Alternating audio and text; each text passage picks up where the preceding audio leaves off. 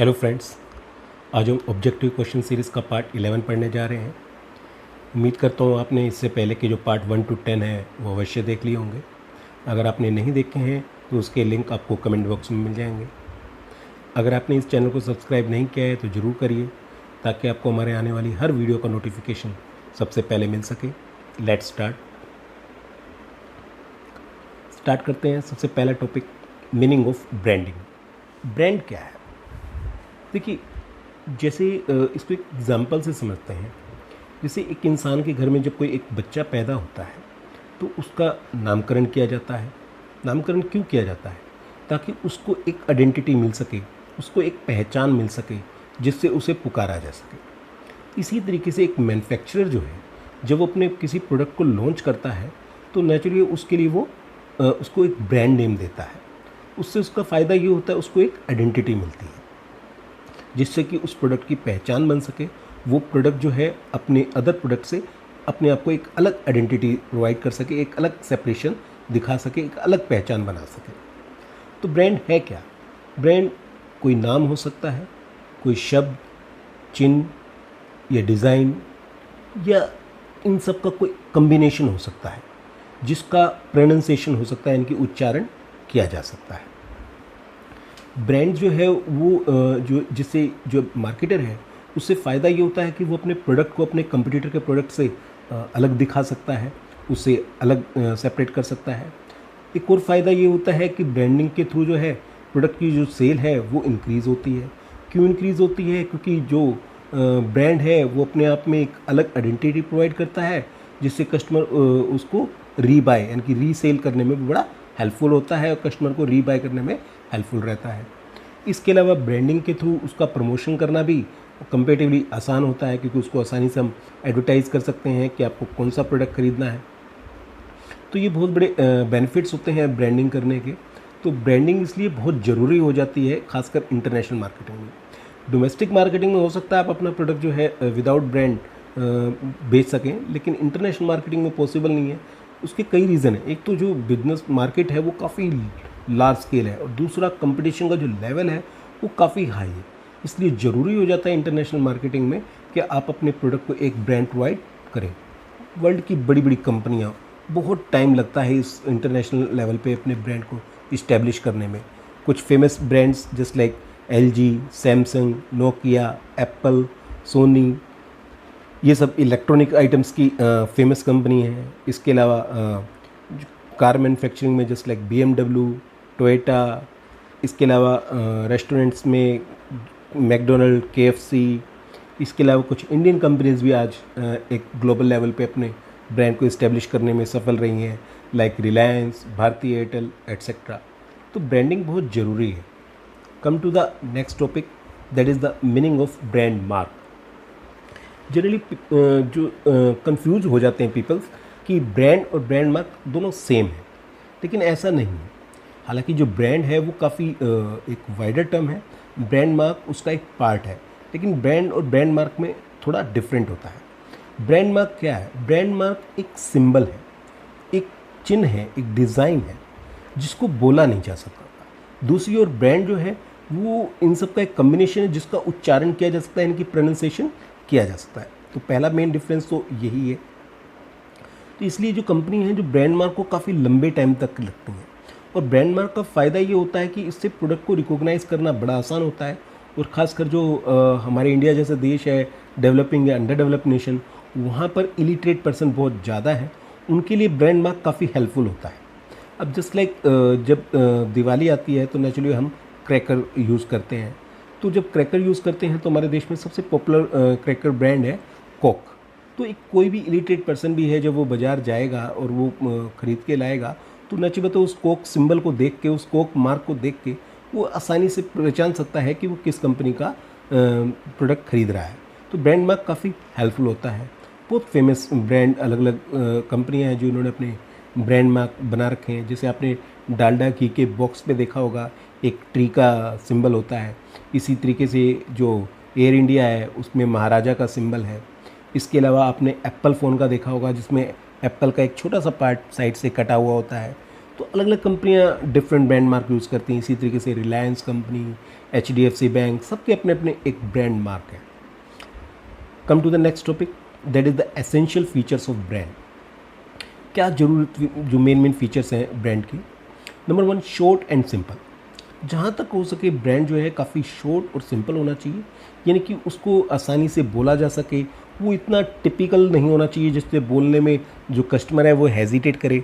अन्यथा क्या होगा कि कस्टमर उसको हेजिटेट करेगा, वो बजाय आपका प्रोडक्ट खरीदने में वो घबराएगा, पब्लिकली उस आपके ब्रांड को बोल नहीं पाएगा, तो दूसरी कंपनी का प्रोडक्ट खरीद लेगा।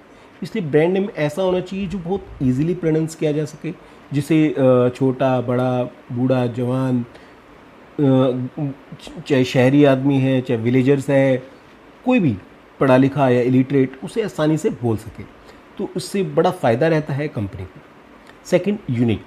जहाँ तक हो सके आपका जो ब्रांड है वो यूनिक होना चाहिए, यानी कि वो दूसरी कंपनियों के ब्रांड नेम से मिलता जुलता नहीं होना चाहिए। उस ब्रांड नेम को ध्यान में आते ही, उसका नाम सुनते ही दिमाग में एक अलग सी इमेज क्रिएट होनी चाहिए, उसका एक अलग सी छाप सी बन जानी चाहिए, जिससे कि उसको रिकॉग्नाइज करना बड़ा आसान हो जाए। तो इसलिए ब्रांड जो है बिल्कुल यूनिक होना चाहिए और ऐसा होना चाहिए जो दिल को छू जाए, जिससे कि वो कस्टमर के माइंड में आसानी से रह सके। तीसरा, सजेस्टिव।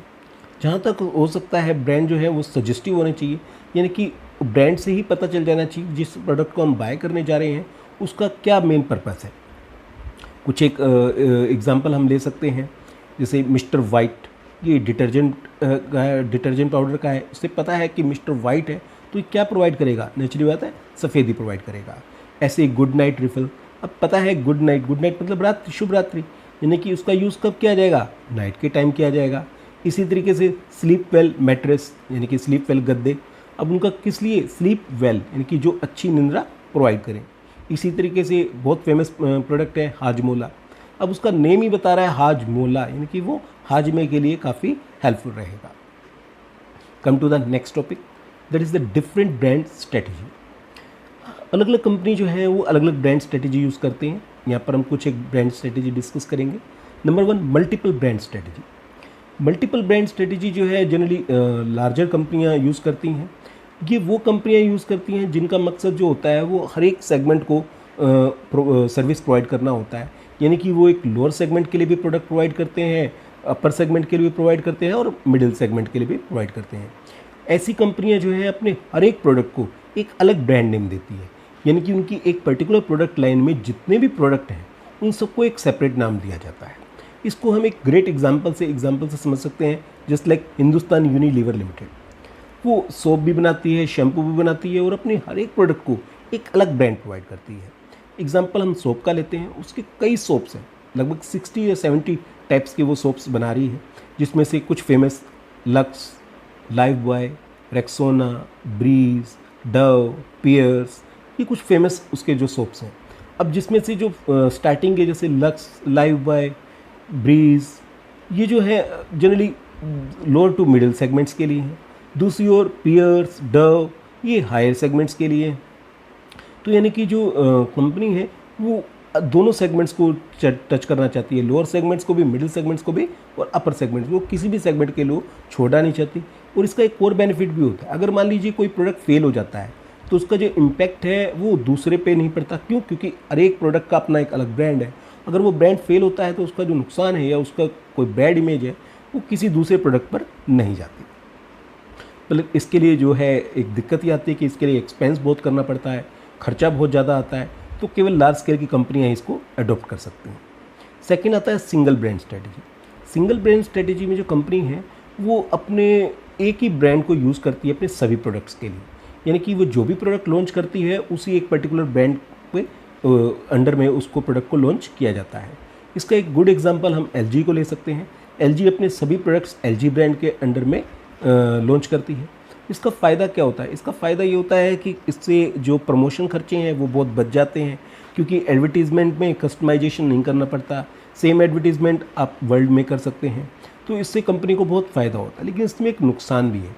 मान लीजिए आपका कोई एक पर्टिकुलर प्रोडक्ट जो है वो फेल हो जाता है, वो सक्सेसफुल नहीं हो पाता, तो उसका जो इम्पैक्ट है, उसका जो नेगेटिव इम्पैक्ट है वो आपके अदर प्रोडक्ट्स पे भी आता है।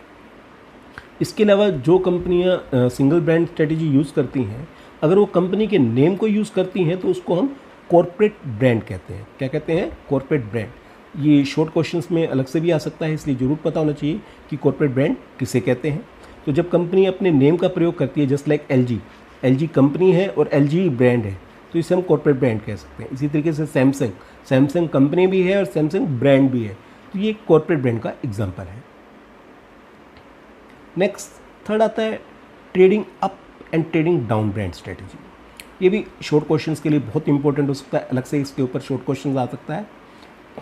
ट्रेडिंग अप क्या है? ट्रेडिंग अप में जो कंपनी पहले लोअर सेगमेंट्स के लिए प्रोडक्ट बना रही थी, अब जो है मिडिल या हायर सेगमेंट्स के लिए प्रोडक्ट अच्छी क्वालिटी के बनाने शुरू करती है। पहले वो जो है वो लोअर सेगमेंट्स के लिए कम प्राइस वाले प्रोडक्ट बनाती थी, लेकिन अब जो है वो मिडिल और हायर क्लास के लिए प्रीमियम प्रोडक्ट बनाना चाहती है। उसके लिए वो क्या करती है, एक अलग से ब्रांड्स के अंडर में प्रोडक्ट को लॉन्च करती है। इसका ग्रेट एग्जांपल मारुति सुजुकी का लगा सकते हैं।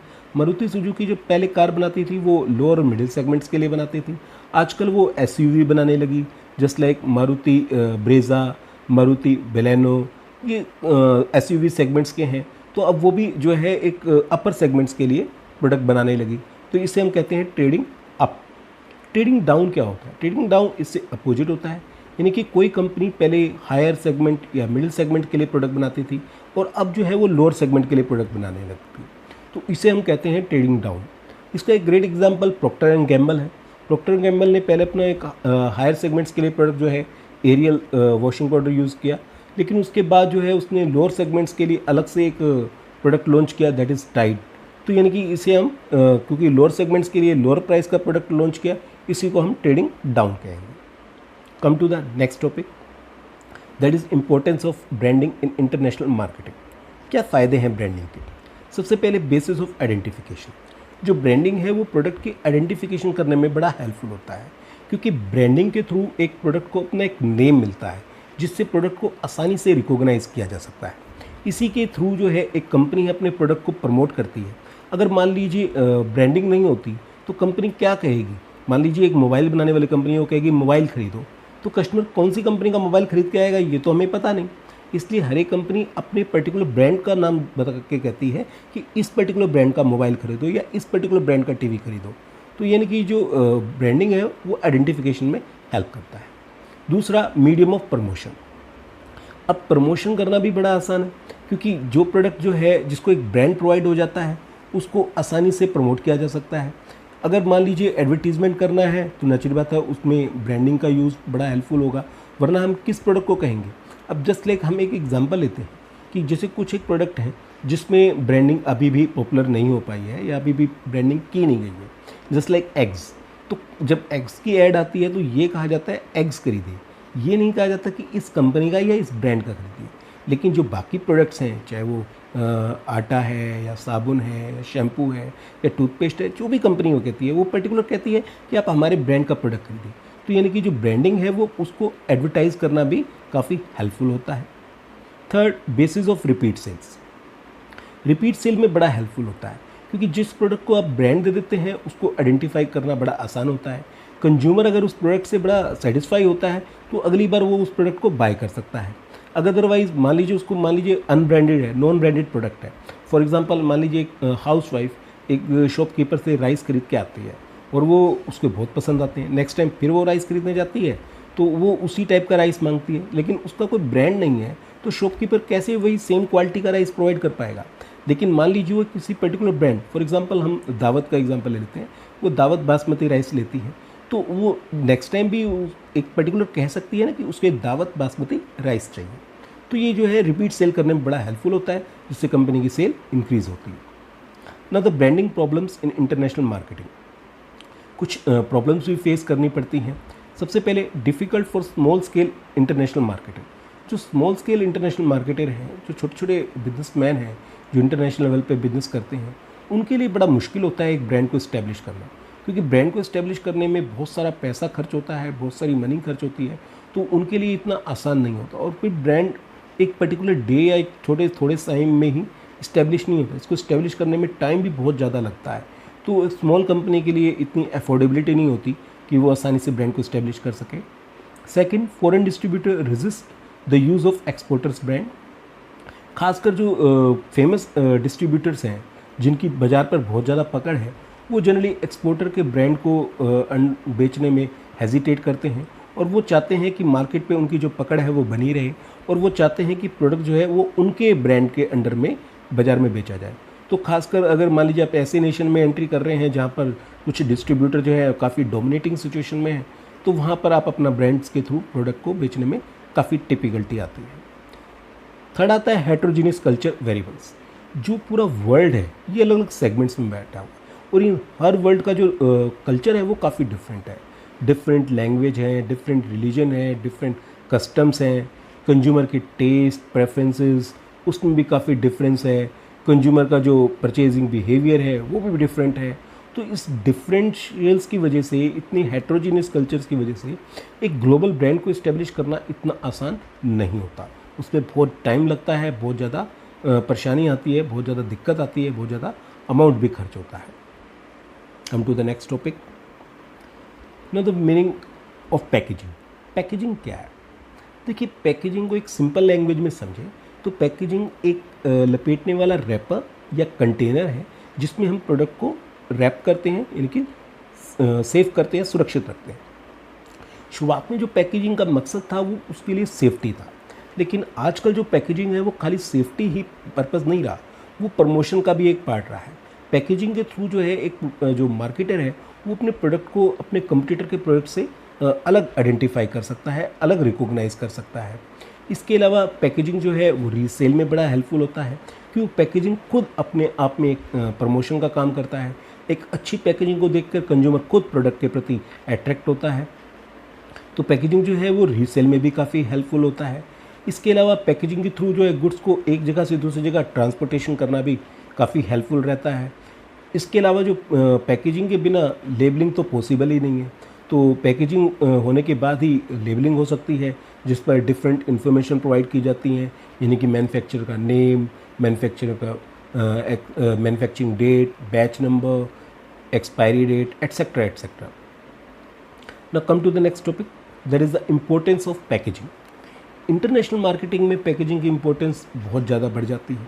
क्यों? क्योंकि गुड्स को जो है आपको अपने जो इंटरनेशनल मार्केटर है उसको अपने जो गोडाउन से माल को पहले लोड करना होता है लोकल ट्रांसपोर्टेशन, यानी कि ट्रकों में या ट्रेन के थ्रू। फिर उसके थ्रू वो माल पहुंचता है पोर्ट्स पर, फिर वो पोर्ट पर पहुंचता है, वहाँ से अनलोड होता है, अनलोड होकर फिर वापस वो शिप में चढ़ता है, फिर शिप के थ्रू डेस्टिनेशन कंट्री में पहुंचता है, वहाँ से फिर अनलोड होता है। यानी कि माल को बहुत बार उतारा चढ़ाया घसीटा जाता है। इसलिए पैकेजिंग इस टाइप से होनी चाहिए कि माल जो है काफ़ी सुरक्षित रूप से पहुंच सके। इसके अलावा अलग अलग कंट्री के अलग अलग पैकेजिंग से रिलेटेड लॉ हैं, वहाँ पर इंफॉर्मेशन प्रोवाइड करने के अलग अलग रूल हैं। तो कुछ कंट्री में जो है ज़रूरी है कि आप अगर टोबैको प्रोडक्ट्स दे रहे हैं तो उसके ऊपर स्टैच्यूटरी वार्निंग लिखना ज़रूरी है। इसी तरीके से दूसरे नेशंस में अगर आप कोई एक्सप्लॉयटेशन प्रोडक्ट बेच रहे हैं तो उसके ऊपर भी आपको स्टैच्यूटरी वार्निंग देनी ज़रूरी है। तो पैकेजिंग के बिना वो भी पॉसिबल नहीं है। इसके अलावा कुछ कंट्री में पैकेजिंग मटेरियल से रिलेटेड अलग अलग लॉ हैं। जस्ट लाइक डेनमार्क में आप एल्यूमिनियम को यूज़ नहीं कर सकते, इसी तरीके से कुछ कंट्री में आप प्लास्टिक को यूज़ नहीं कर सकते। तो ये भी एक बहुत बड़ा ध्यान रखना पड़ता है पैकेजिंग को करते वक्त। इसके अलावा जो डेवलप नेशंस हैं उनके पैकेजिंग के रूल और भी ज़्यादा स्ट्रिक्ट होते हैं, तो वहाँ पर तो ज़्यादा ये बताया जाता है कि पैकेजिंग जो ऐसी होनी चाहिए जो एनवायरनमेंट फ्रेंडली हो, बायोडिग्रेडेबल हो, रिसाइकेबल हो, तो ये भी ध्यान में रखना पड़ता है। तो यानी कि जो पैकेजिंग है बहुत इंपॉर्टेंस हो जाती है इंटरनेशनल मार्केटिंग में, इसलिए इसका बड़ा ध्यान रखना पड़ता है। Come to the next topic, that is the difference between the packing and packaging. देखिए, पैकेजिंग और पैकेजिंग को जनरली हम सिनोनिम समझ लेते हैं, एक जैसा समझ लेते हैं, प्रायवाची समझ लेते हैं।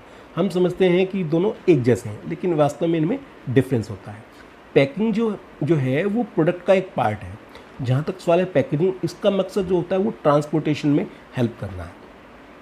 पैकिंग जो है इसलिए क्योंकि वो प्रोडक्ट के साथ जाएगी, इसलिए उसको काफ़ी अट्रैक्टिव बनाया जाता है, उस पर काफ़ी अमाउंट खर्च किया जाता है। दूसरी ओर पैकेजिंग केवल ट्रांसपोर्टेशन में यूज़ होगी, इसलिए उसके लिए सिंपल कार्डबोर्ड बॉक्स या सिंपल पैकेजिंग मटेरियल यूज़ किया जाता है। इसको हम एक एग्जांपल से समझते हैं।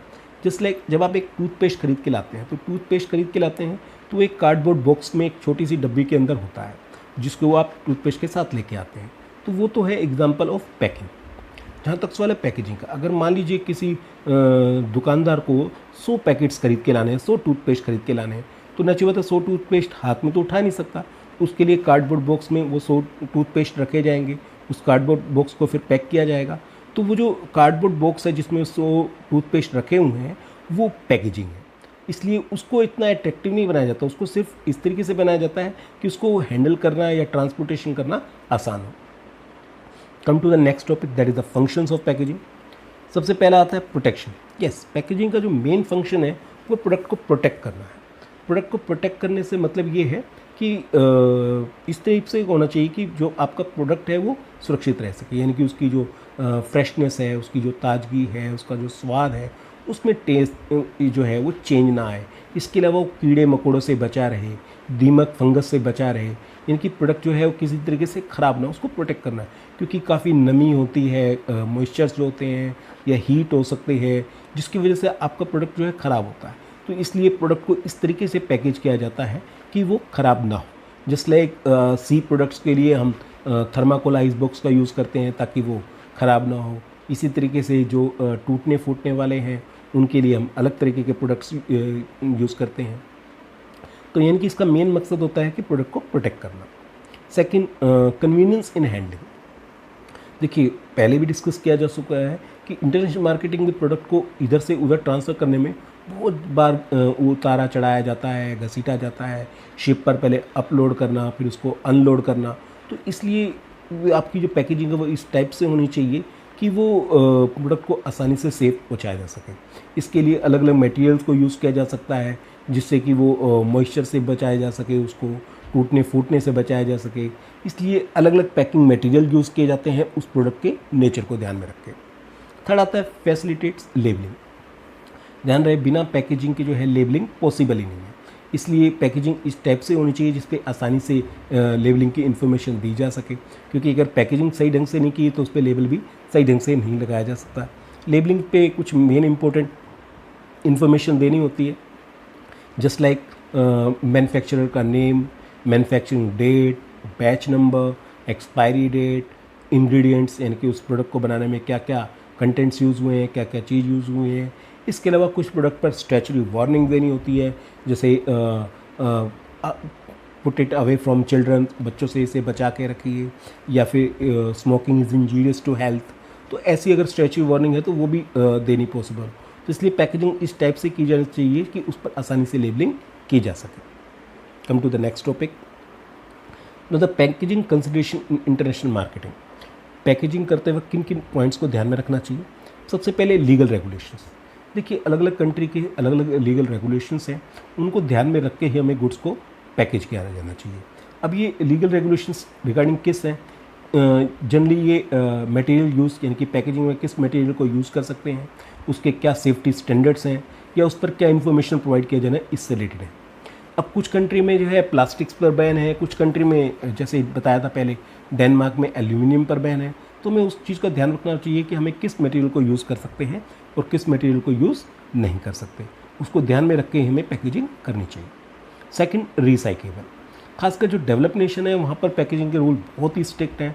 वहाँ पर ये ज़रूरी है कि आपका जो पैकेजिंग मटेरियल है वो इस टाइप का होना चाहिए जो रिसाइकेबल हो, यानी कि आसानी से एनवायरनमेंट फ्रेंडली होना चाहिए, बायोडिग्रेडेबल होना चाहिए, वो आसानी से जो है डिस्पोज हो जाए, वो एनवायरनमेंट को नुकसान ना करे। ऐसी कंट्री में खासकर जो प्लास्टिक प्रोडक्ट्स हैं उस पर या पॉली बैग पर स्पेशली बैन होता है। Third, weather and climatic condition. Packaging को करते वक्त हमें उस कंट्री के वेदर और क्लाइमेटिक कंडीशन को भी ध्यान में रखना पड़ेगा जहाँ पर हमने प्रोडक्ट को भेजना है। कुछ कंट्री में हीट बहुत ज़्यादा, गर्मी बहुत ज़्यादा होती है। कुछ कंट्री में जो है कोल्ड, सर्दी बहुत ज़्यादा होती है। कुछ कंट्री में नमी बहुत ज़्यादा होती है, वहाँ मॉइस्चर्स बहुत ज़्यादा होते हैं, ह्यूमिडिटी बहुत ज़्यादा होती है। तो हमें उस कंट्री का ध्यान रखना पड़ेगा। कुछ कंट्री में रेनफॉल बहुत ज़्यादा होता है, तो हमें उस कंट्री के वेदर को ध्यान में रख के ही पैकेजिंग करनी पड़ेगी ताकि जो हमारा प्रोडक्ट है वो सेफ पहुँचे, उसकी जो क्वालिटी है, उसकी जो फ्रेशनेस है, उसमें कोई कमी ना आए।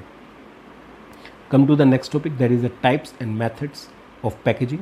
There are three types of packaging we will discuss here: consumer packaging, transit packaging and family packaging. First, consumer packaging.